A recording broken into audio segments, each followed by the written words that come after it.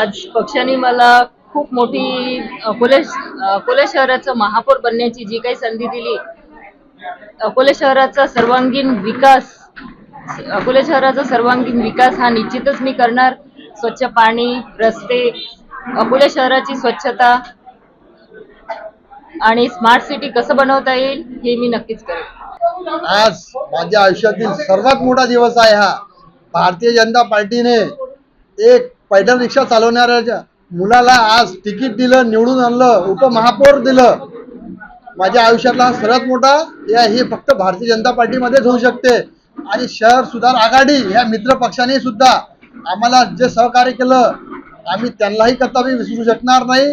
अकोला शहरातील महानगरपालिकेमधील मायबाप जनता यांनी आम्हाला मतरूपी आशीर्वाद देऊन विजय केलं. यासाठी सुद्धा मी सर्व अकोला महानगरपालिका मतदारांचे सुद्धा मनापासून धन्यवाद देतो.